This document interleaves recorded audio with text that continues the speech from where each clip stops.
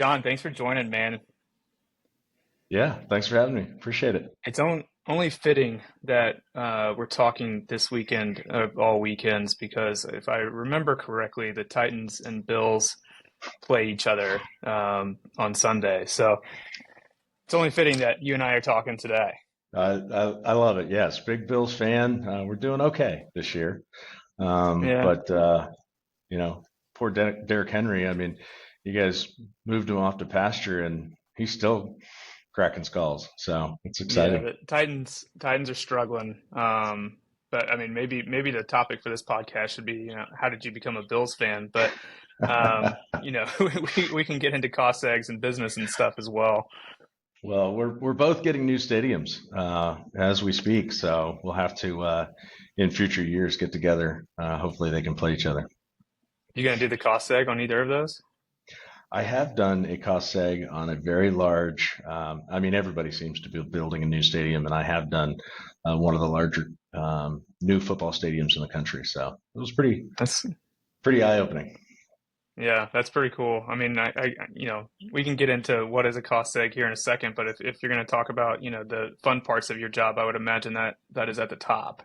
Yeah, I mean, I have had so many opportunities to peek behind the curtain of different manufacturing processes all across the country. I was in the middle of nowhere, Michigan, one day, and I had to go through a lengthy background check to get on the property, and they explained to me as soon as I walked in that the Chinese don't even know how to do what it is they're doing there. And I was wide-eyed because how are they going to explain it? How is this, chemical engineer going to explain it to me? So, Yeah. but just really, really, really cool stuff. There are a lot of, even every little small town throughout the Midwest has a small manufacturer making widgets, and they're making a ton of money. And how did they fall into it? You get access to some pretty cool people that have some pretty cool stories, and that is the best part of my job for sure. There we go. We just spent the first 2 minutes setting the hook, and people are now curious. What are we looking at? What is a cost seg? What does John Hanning do on a day-to-day basis? Yeah, so as I lead with this at parties, people slowly move away from me, but I'm a specialist in understanding how commercial and residential property depreciates from a tax standpoint. So what we do is we accelerate allowable depreciation deductions to take advantage of driving down current income or driving down current tax liability to keep more money in the taxpayer's pocket. I think I think you should maybe lead at the parties with I study buildings, specifically, large arenas and places that are on lockdown, maybe. But what I mean, what does that process look like, right? So you know, let's use us as an example. We're most people that are listening to this are probably familiar with Excelsior Capital, um, and they've heard us talk the pitch, right? Accelerated Yeah. depreciation, bonus depreciation, cost seg, these kind of words that are tossed around. We buy a property, you and I are conversing, day one when we acquire Mhm. that property. What is the benefit? How does that flow through to the investor? And not in a specific example, right? Because everybody's tax situation is completely different. But why is it important to them? Why should they care? Yeah, so we work with a lot of real estate holding companies that are acquiring multiple properties a year, and those could be multifamily apartment complexes or manufacturing facilities, distribution warehouses. It could be any bricks and sticks. And what we do is we come in and consult with them on cost segregation. What did you buy? You bought a building. They didn't break it up between personal property, land improvements that are accelerated 5 and 15 year. And so what we do is we come in and we, from an engineering standpoint, recreate that building um, and basically are able to then drive deductions, additional deductions using bonus depreciation for those short life assets. So that you're getting additional depreciation in year one that you would otherwise not have gotten. And with those additional depreciation deductions, you're driving down that current income. So typically what we ask right out of the gate is, are you making money? Yes, we've got a tax problem. We've got an income problem, which is usually a good problem, right? And then, yeah, we're going to plan on holding this piece of real estate for a certain period of time. Those two simple questions out of the gate. If the answer is yes, then cost segregation might be a good strategy for you. So, what does the process look like? We gather a ton of information from the client, and like I said, we recreate that building using nationally recognized costing models like Means and Marshall and Swift. The same as if you wanted to build a building and took plans, that your architect drew to a contractor, they're going to put together a bid. They're going to use those same costing models to understand, okay, what is here, or what do we need to build, and then what is the cost for that. So we take all of those costs and then apply the tax code, and the tax code allows for accelerated depreciation to be applied to personal property or to land improvements, or sometimes there's qualified improvement property if you're just renovating a building. So that's why do you care? Well, a client might have, a tax liability of say $500,000, but we're able to get them additional deductions of $1 million. Well, they can use that $1 million worth of deductions to eliminate that tax burden. Therefore, not paying, in income to the government, but keeping that money in their pocket. What they're doing with that is rolling it into the next deal, or renovating the building that they just purchased. This is a time value of money concept. So it's pay taxes now or pay them later. We want to pay them later. We don't know what the future holds, but we certainly want to keep our money in our pockets today. Yeah, and I think that's a good way to kind of end that portion there. You guys are not magicians. You're not creating tax deductions, right? You're just taking advantage of a time value of money concept through the tax code. Yep, we don't create any additional deductions otherwise allowable to the taxpayer, but we want to certainly accelerate those deductions because, from a time value of money concept, a dollar today saved is worth a whole lot more to the taxpayer than $1.39 from now, right? So, yep, that's Absolutely. exactly right. So, well, first of all, I guess we can just end the podcast right now because one, you do cool buildings from time to time, and you just told everyone that they don't have to pay taxes if they do cost segs. So Hey, we stop it there, and simple as that. it's full disclosure. That's not what we're saying whatsoever. If you're listening to this, so go back and listen. Don't listen to me. Listen to John. But it sounds like, and I think I heard you say this on another podcast as well. You guys are kind of that intersection between accounting, legal, Yeah. and engineering. Which, if you're listening to the podcast or you're like me, go back 15 years, previous. Those are like the three kind of career trajectories that I was considering. You're sitting in the intersection of all three, and get to deal with that Yeah. on a day-to-day basis. Yeah. So I historically had been an engineer that ended up working for large, CPA companies. And so when I go to, gatherings, they'll say, "Oh, you're a CPA. You're talking a lot about taxes." No, I'm not a CPA. In fact, what our go-to-market strategy generally is working with CPAs to help deliver on these specialty credits and incentives for their clients that they don't already have in house. Some of the larger Big Four firms will have our expertise in house, but even some of these big super regional firms, they don't have. They're good at a lot of different things. We're good at a few things, but we're really really good at it. We know it very deep, and so they bring us in from a consulting standpoint, saying, "Hey, look, I think I have a client. They're paying a lot of money in taxes. They just built a building or bought a building. Maybe there is a cost segregation opportunity." Yeah, and that's a good point. So if you're, whether it's for real estate investment or for another purpose, if you're acquiring a piece of real estate and you want to get a cost seg done, why the first thought is probably if you even have heard it before, that my accountant can do that.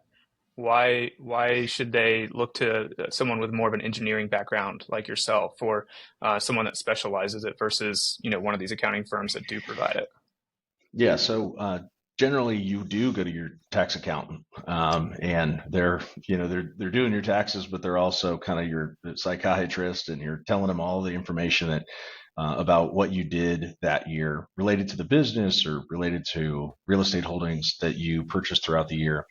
And those individuals, those CPAs, they are generally very familiar with cost segregation, but that's not something they do on a day-to-day basis. Like I said, they know very broadly sometimes the tax code, but they're not specialists in a certain area, and so they wouldn't have the background to re-engineer a building using nationally recognized costing models, those kinds of things. So that's why they bring us in.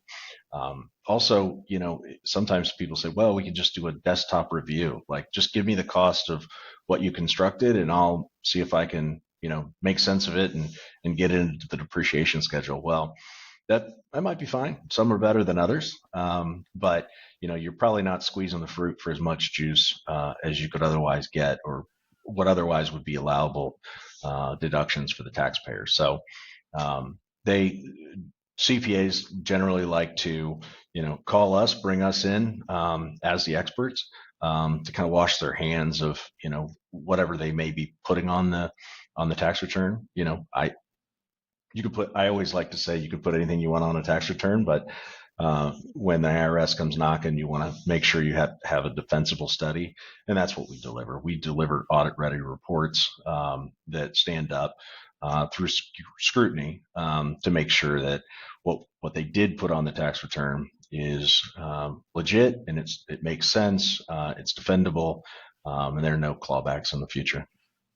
Yeah, I am a CPA, so I've worked for some of these larger regional firms before, and we never, for the ones that I work for, we never did it ourselves. But I've certainly seen work papers when clients transfer over, where the previous CPA has essentially taken someone else's model for a different piece of real estate and applied it to Yeah. this client that's now transferring over to their piece of real estate. And I think it's important to note that not all pieces of real estate are treated the same, right? A medical Right. office building is different from a multifamily property. It's different from an arena.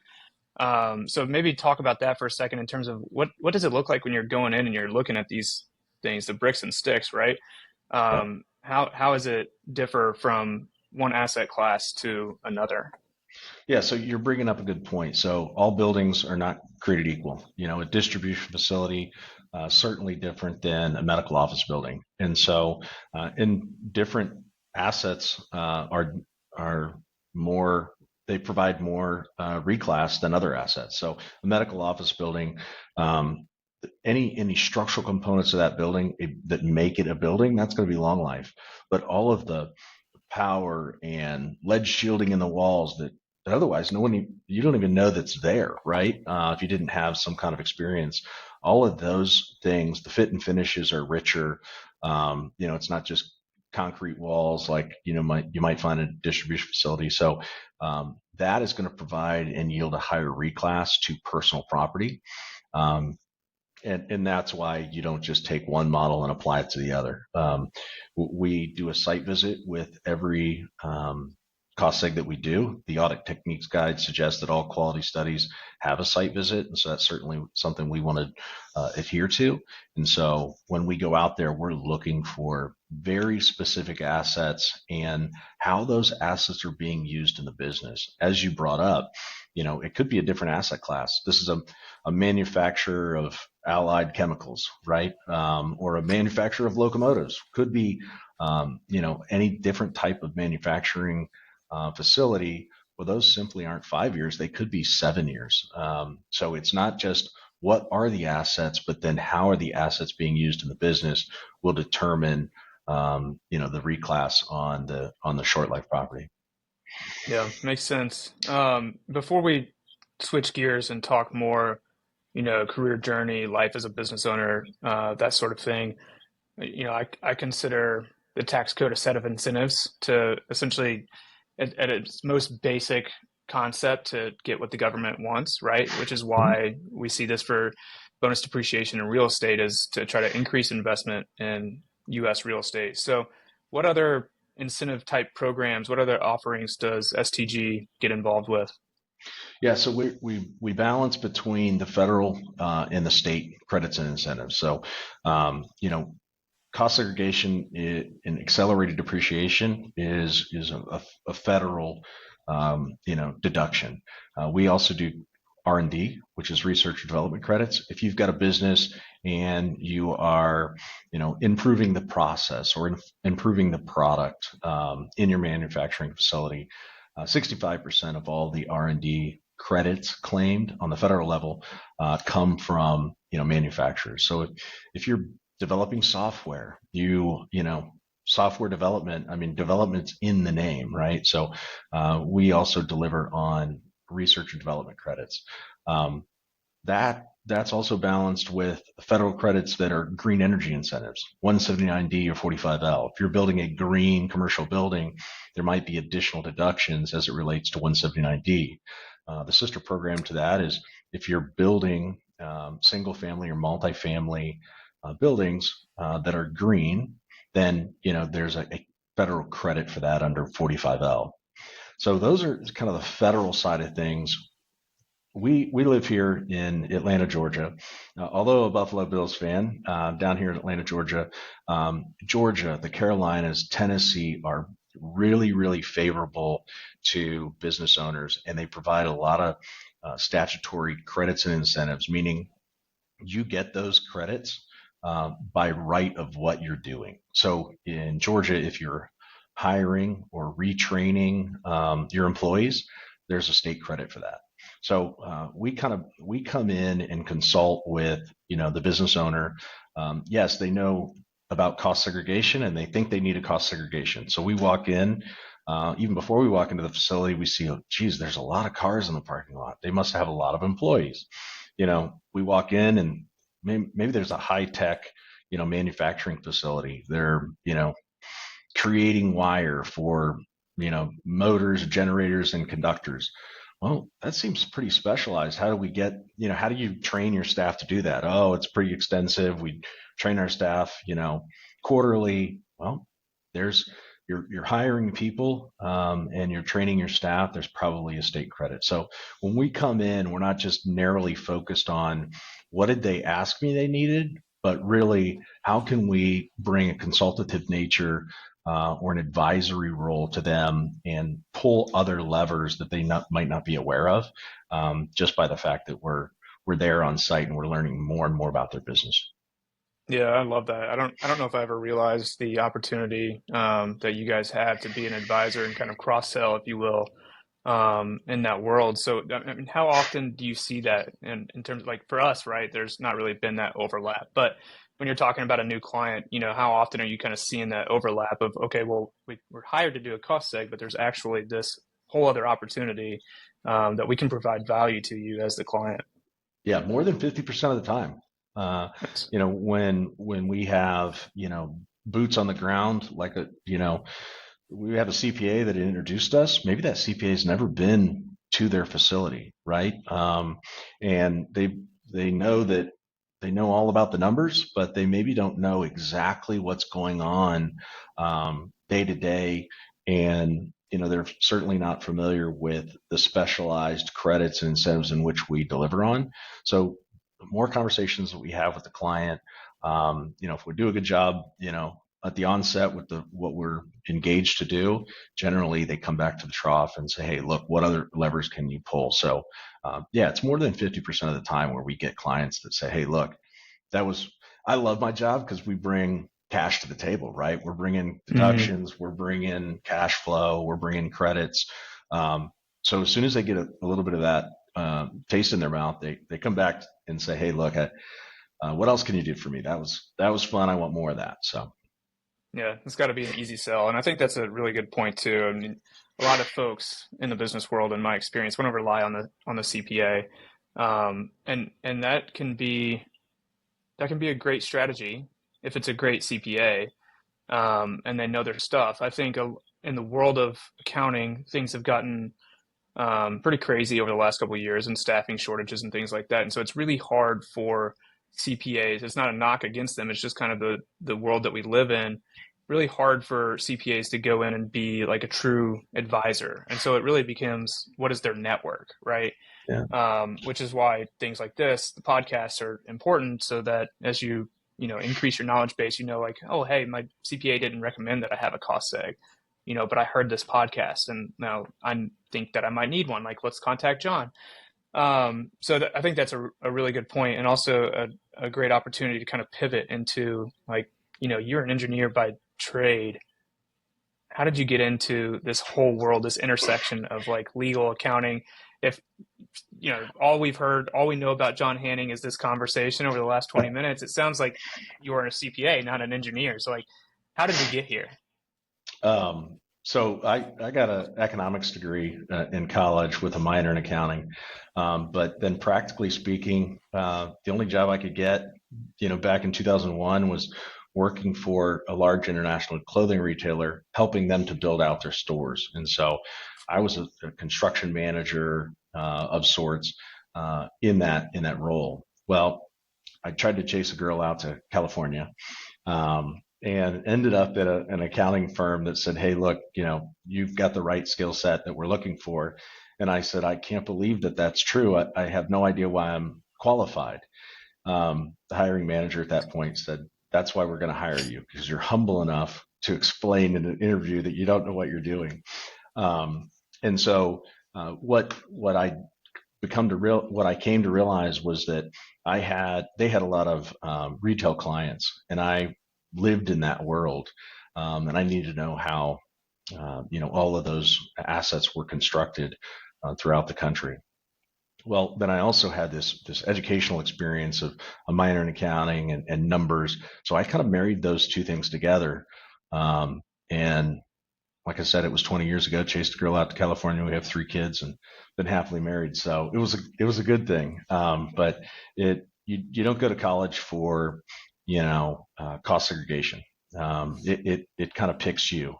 So it just so happened that I had these experiences. If I molded them together, they made a lot of sense. And that accounting firm took a chance on me, and they taught me all the tax things that I needed to know, and really grateful for that. Yeah, who knew that you were going to use that minor of accounting 20 years ago? That's awesome. Yeah, I probably failed depreciation or accounting back in the day, but hey, at least it gave me a little background. I mean, I don't know about where you went to college, but it seemed like the time at Ole Miss that they were just trying to fail everyone. It didn't matter what your knowledge base was; they were going to see if they could weed you out. So, I wouldn't be shocked if, maybe on a percentage basis, tests weren't the greatest, but then, when you apply that bell curve, Yeah, things look a little different. So, yeah. we'll talk about your journey then as a business owner, right? Like, you didn't jump right into being a partner and starting STG. What does that process look like for you? Yeah, so I like I said, I started in the cost segregation world, or going to every day to accounting and a CPA firm. I ended up at I was with a pretty large firm, regionalized to the West Coast. Ended up at KPMG, which is one of the big four, getting a lot of opportunity and really gathering a lot of knowledge. I was there through the tangible property regs, which is a kind of a big thing in our industry. Had access to Washington national tax, so I had a lot of resources around me to really kind of help grow my knowledge base on what it is we're doing. And so then, yeah, you kind of work yourself up through the ranks. I was an equity partner at a previous firm, and then ended up taking the opportunity when COVID occurred and the disruption in which COVID was to do cost segregation and all these other credits and incentives within specialty tax group. So yeah, it's been a wild ride. It's so rewarding to be a business owner. I mentioned earlier, I'm getting a master's in business ownership right now. All the my career has been spent being a technical expert within my field, but now as a business owner, dealing with a lot of personalities and, all the things that come with that. So, um, I've thoroughly enjoyed it. It doesn't, the highs are high and the lows are low. So it's a real roller coaster. But we've had a tremendous amount of success, over the last several years. And that really just is attributed to the relationships that have been built throughout my entire career. I've got folks like yourself, that, you just kind of create a relationship with, and you kind of create that trust. And once you're able to create that trust, you can not only deliver on one aspect of a project, but you can kind of filter in or layer in some of these other aspects of credits and incentives, and it's been very, very fruitful. I've got a good business partner as well. That helps. Like I said, we sometimes it gets lonely at the top, so you need to have somebody to bounce some ideas off of. My beautiful wife is a phys ed teacher, so she doesn't really like to talk business all that much, or have any interest in the cool things that we're doing. But I do have some good advisors around me that have allowed me to grow. Still, I'm not done growing. My mom will tell you that. You're not done raising, boy. Um, but and if as long as you're humble enough to absorb some of that information from people that you trust around you, it's you can't lose. Yeah, absolutely. I want to get into that advisor type relationship here in a second, but you brought up a really good point at the beginning of that whole segment there of, you were a technical expert and you run across that all the time, right? In CPA world, legal world, whatever you want to talk about, where someone was a technical expert and then they found themselves being a business owner, a leader. What has that transition been like for you in terms of, knowing your stuff, providing value to the client directly, and now you're in charge of this whole organization and you've got marketing, you've got accounting, you've got still being a technical expert, you've got this whole realm of things that maybe you just weren't, no one can prepare you for. Yeah, you can't move into a leadership role or be a leader if you can't create a following. And the way to create a following is to perfect your own craft. People who listen to you, if you seem like you know what you're talking about, and you kind of put people on your back and say, hey, look, I, I just had that challenge. Hey, jump on my back. We'll work through it together. And that's you don't choose to become a leader. It happens over time. And so when I did start, especially tax group, here we are. I'm not just combing through the regs to find out what the technical answer is, but I'm teaching others how to do that same thing. I'm working with the personalities within the firm, putting people, in the right positions to be successful. Not all, just like buildings, we're not all created equal, right? We all have different talents, but everybody works hard and everybody contributes. They just need to be put in the right spot to be able to showcase their talents. So, yeah, just kind of learning that, learning how to, be a good coach. And you can only do that through, listening to others that maybe have walked in your shoes, and provide sound advice, and let you know that when you're being a prick, you're being a prick. Stop being a prick, that kind of stuff. Simple stuff, probably things that we all probably should have learned in middle school or high school, right? Treat people, as you would want to be treated, and try to champion their, professional growth, but then their personal growth too. So, yeah, so I guess I'm still, I'm not done raising yet. I'm still on my journey, and trying to figure out this path, but it's been tremendously rewarding, as I see them grow, and the staff grow, in our relationships, our referral relationships grow. Um, I feel like I'm getting a little bit of growth myself. Yeah, I mean, I think that's awesome. What, other than maybe, as you said, when you're being a prick, stop being a prick. Kind of what have been your other challenges throughout this process of transitioning from that technical expert to business owner, entrepreneur? Um, We're constantly, at my level, putting out fires. It seems right. No one says, "Hey, John, I need your help because this is going really, really well." It's throw you into the fire. Hey, this might be going off the rails. I got a bad email, or I want to send a bad email, and so those are challenges that I've kind of experienced on a day-to-day basis.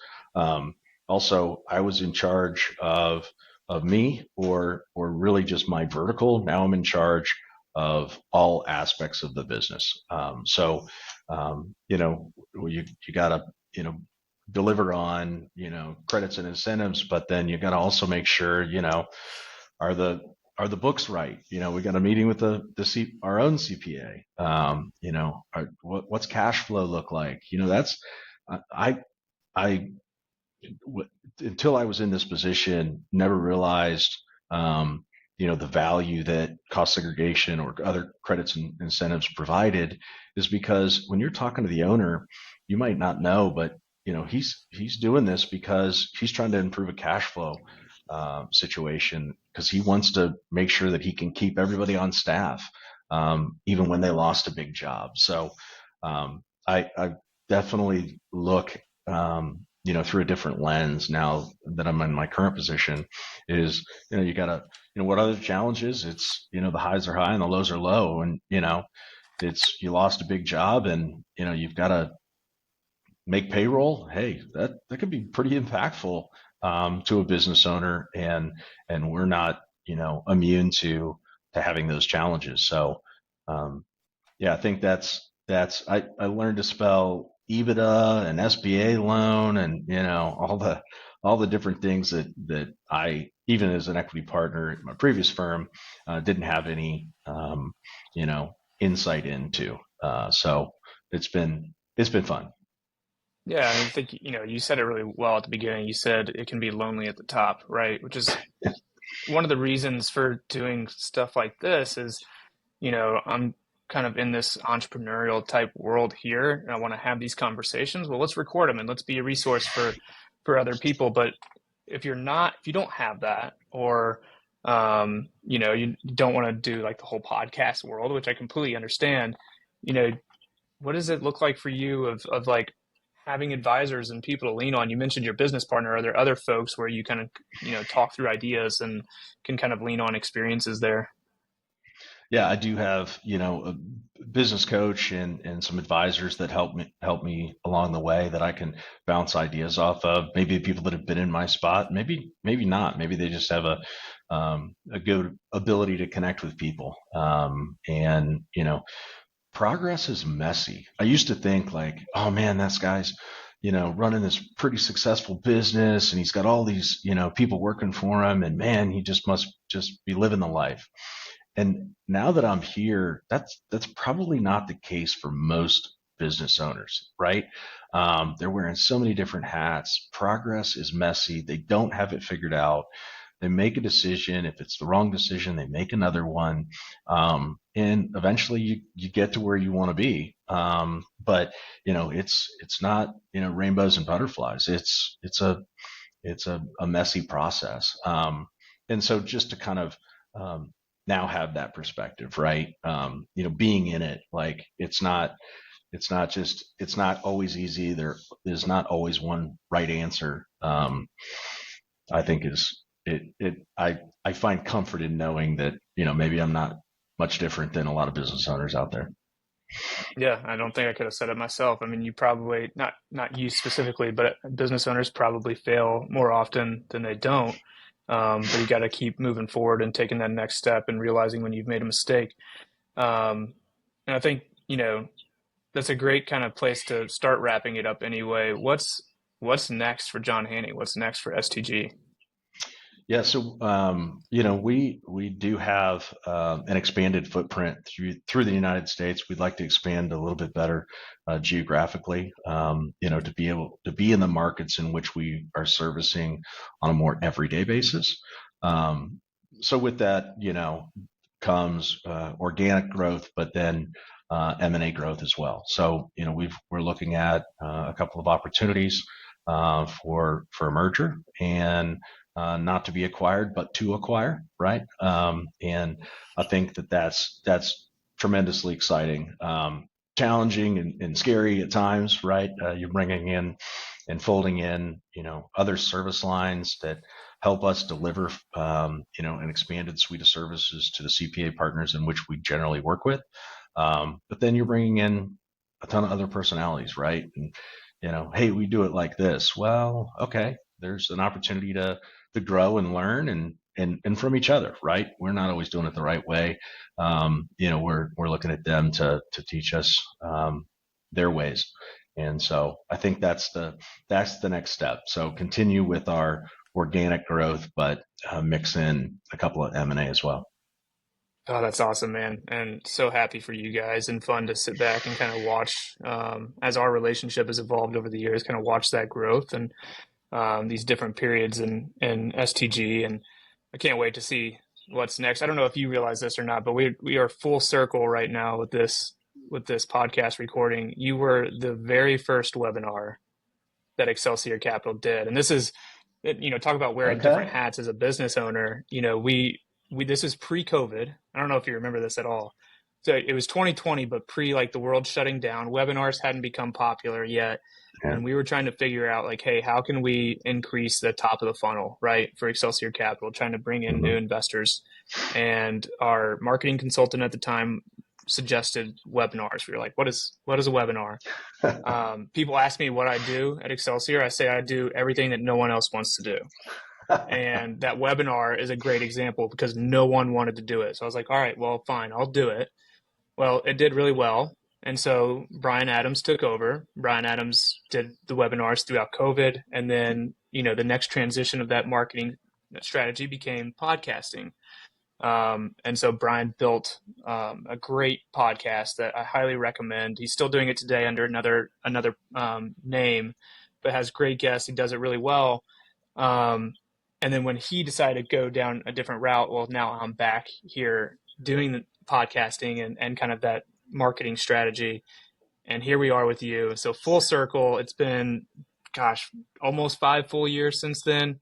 Yeah. But I'm still here doing all the things that no one wants to do, and you're still providing tax incentives. So You gave me a branded Excelsior Yeti cup or Yeti tumbler to be on the podcast, and I still have it to this day. It's got a lot of stickers on it, but it travels with me quite a bit in the summertime. yeah, I just used it the other day, so yeah, that is my reminder of yeah, that's it, that's the one. Um, so we've had about every Yeti possible. So Yeti, this we don't get paid advertisements, but if we did, it would Yeti would be number one. you've Because you've we've sent got those you've out got to. everyone, yeah, you've got the OG model there. It looks like then because it's the one I have from 5 years ago. So anyway, it's a constant Yeah, reminder that being out in front of people in this format is key. People have yeah. even if it's a small little takeaway, find comfort in listening, and you're doing a great job. So thanks, I appreciate you. Yeah, I think that was probably the longest segment that I've spoken out of 30 podcast episodes or now. So now, so I'll go ahead and wrap it up. John, thank you so much, man. If people want to get in touch with you, they have questions about these incentive programs or how you could be an advisor. How do they do so? Go to specialtytaxgroup.com and you'll find all our information on there. My name is John Hanning. You can click and send me an email, john.hanning at specialtytaxgroup.com. But start with the website, reach out to us, even if we can just be a resource. You have a question. We think we're pretty good at what we do, and we want to share that with the world. So even if it's just a question, not a project, but we'd love to answer it for you and put the resources in your hand.